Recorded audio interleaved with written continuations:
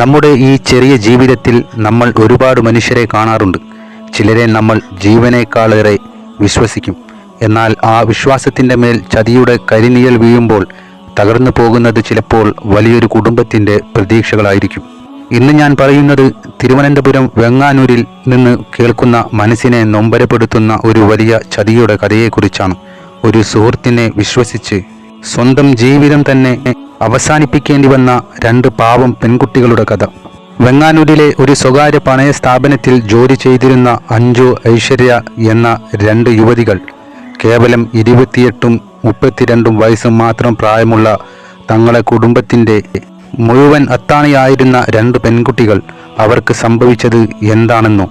അവരുടെ സുഹൃത്തായ സിന്ധു എന്ന സ്ത്രീ അവരെ സമീപിക്കുന്നു. വളരെ കാലത്തെ സൗഹൃദത്തിൻ്റെ ആഴത്തിൽ അവർ പറഞ്ഞ വാക്കുകൾ അഞ്ജുവും ഐശ്വര്യയും വിശ്വസിച്ചു. ആ വിശ്വാസത്തിൻ്റെ പുറത്ത് ആ സ്ഥാപനത്തിൽ പണയമിരുന്ന സ്വർണത്തിൽ നിന്നും വലിയൊരു പങ്ക് അവർ സിന്ധുവിന് കൈമാറി.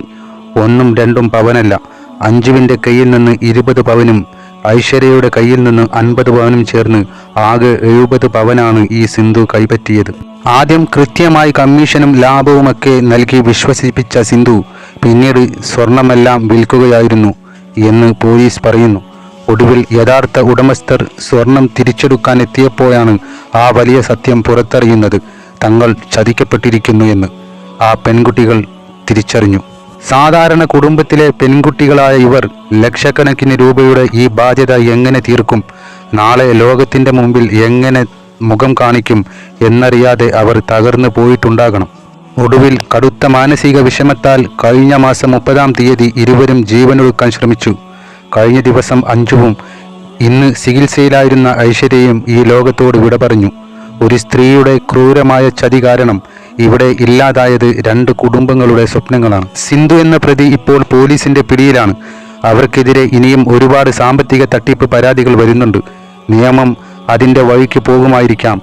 ആ ചതിയിൽ സിന്ധു ശിക്ഷിക്കപ്പെടുമായിരിക്കാം.